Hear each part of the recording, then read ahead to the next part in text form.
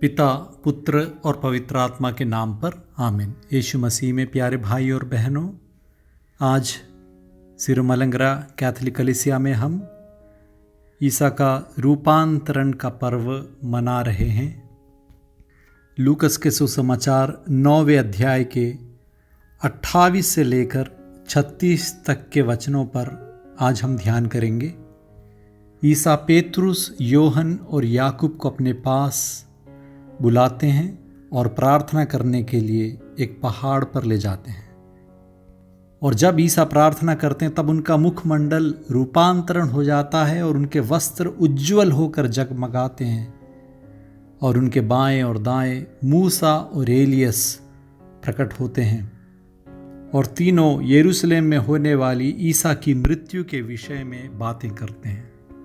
पेतरुस, याकूब और योहन पहले तो सो रहे थे, ऊँग रहे थे, लेकिन अब वो पूरी तरह जाग जाते हैं और वे ईसा की महिमा को और उनके साथ मूसा और एलियस को देखते हैं। सबसे पहले तो हमें इस बात को ध्यान में रखना है कि लूकस के सुसमाचार 9वें अध्याय के 22वें वाक्य में ईसा ने स्वयं शिष्यों से ये कहा था कि मानव पुत्र को बहुत दुख उठाना पड़ेगा, नेताओं, महायाजकों और शास्त्रियों द्वारा ठुकराया जाना, मार डाला जाना और तीसरे दिन जी उठना होगा।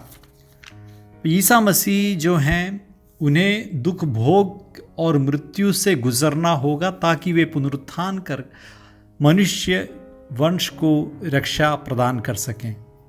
इस बात से शिष्य ज़रूर हैरान हो गए क्योंकि उन्हें कुछ समझ नहीं आया। उनके मन के विचार के अनुसार ईसा तो एक राजा हैं और वे इस्राएल का एक राज्य बनाएंगे जो कि दाऊद के राज्य से भी बड़ा राज्य होगा और रोमन्स भी उनके नीचे, उनकी अधीनता में आएंगे। इस विश्वास में वे सब जी रहे थे। लेकिन यहाँ पर ईसा तो मृत्यु की बात कर रहे हैं, सहने की बात कर रहे हैं, जो कि शिष्यों को बिल्कुल ही मंजूर नहीं था। जब महत्व की बात बोलो, जब महिमा की बात बोलो तो सब लोग साथ में हैं, लेकिन जब परेशानी की बात, दिक्कत की बात, दुख भोग की बात बोलो, मृत्यु की बात बोलो तो कोई भी साथ नहीं है। और ये तीन शिष्य जो कि ईसा के द्वारा पहाड़ पर ले जाते हैं। पहाड़ एक ऐसी जगह है जहाँ पर ईसा ईश्वर के साथ, पिता ईश्वर के साथ अकेले रहते हैं और उनके साथ एक बनते, उनसे बात करते हैं। दुनिया से ऊपर उठ के जाना, यही है पहाड़ में जाने का अर्थ। दुनिया से, दुनियादारी से ऊपर उठ के अलग होकर सन्नाटे में, एकांतता में, निशब्दता में जाकर ईश्वर के साथ रहो, बात करो। ये बात करना ही प्रार्थना है। और ये तीन यहाँ पर पेतरुस, याकूब और योहन ये सब कुछ देख रहे हैं। तो ईसा उन्हें सबसे पहले उन्हें इस बात को समझाना चाहते हैं कि ये सच है कि मुझे दुख भोग और मृत्यु से गुजरना होगा, लेकिन तुम इस बात को हमेशा जहन में रखना कि मैं महिमा में फिर आऊँगा, मैं पुनरुत्थान करूँगा, मैं ईश्वर का पुत्र ही हूँ, मैं साधारण मनुष्य नहीं हूँ, साधारण नबी नहीं हूँ, मैं ईश्वर का पुत्र हूँ, मैं प्रकाश से उत्पन्न प्रकाश हूँ, मैं स्वयं प्रकाश हूँ।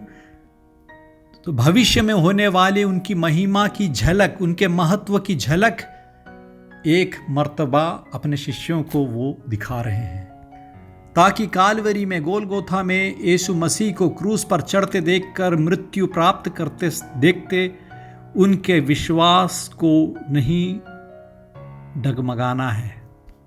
इसलिए उन्हें इस बात को अपने जहन में रखना था, अपने दिल में रखना था, अपनी याद में रखना था कि ईश्वर हैं ईसा मसीह, वे महत्वपूर्ण प्रभु हैं।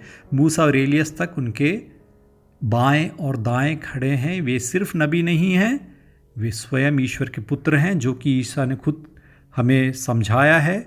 और पेतरुस ने इस बात को लूकस के ही सुसमाचार 9वें अध्याय में स्वीकार किया है कि ईश्वर के मसीह हैं आप।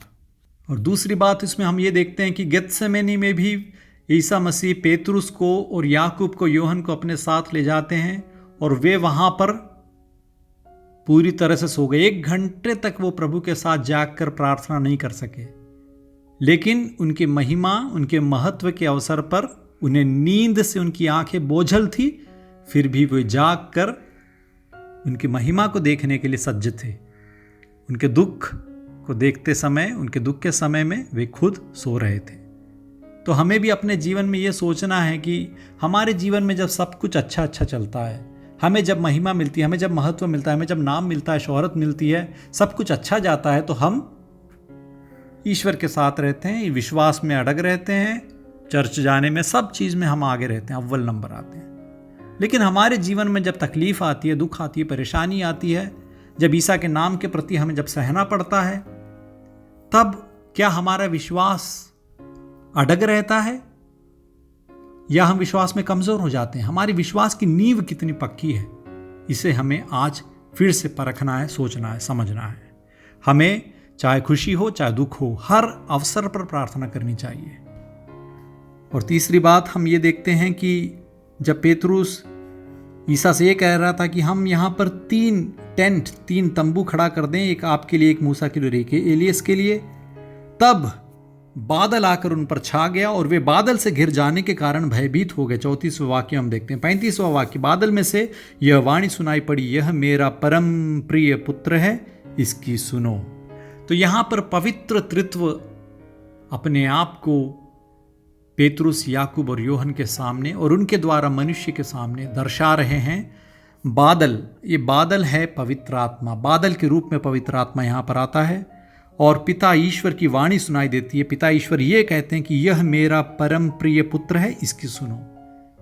वो पेतरुस, याकूब, योहन और इसके साथ साथ हर मनुष्य को पिता ईश्वर यही बता रहे हैं कि जिस ईश्वर पर तुम विश्वास करते हो, उस ईश्वर का इकलौता पुत्र है ईसा मसीह, यह मेरा परम प्रिय पुत्र है, तुम हमेशा उसकी बात सुनो, उसकी सुनो, जो कुछ वह कहता है उसे सुनो। पिता ईश्वर खुद ईसा के जीवन पर मोहर लगा रहे हैं और हर मनुष्य से कह रहे हैं कि ईसा को फॉलो करो, उनकी बात सुनो। तो पवित्र त्रित्व को हम यहाँ पर देखते हैं और ईसा की बात सुनने का, उनकी वाणी सुनने का न्योता पिता ईश्वर हम सबको दे रहे हैं। आए हम भी ऐसा करें और इस रूपांतरण पर्व को अच्छे हृदय से मनाएं, खुशी से मनाएं और हमेशा पिता ईश्वर ने जैसे कहा है उसी प्रकार ईसा की बातें हम सुने। ईश्वर हमें अनुग्रहित करें। आमीन।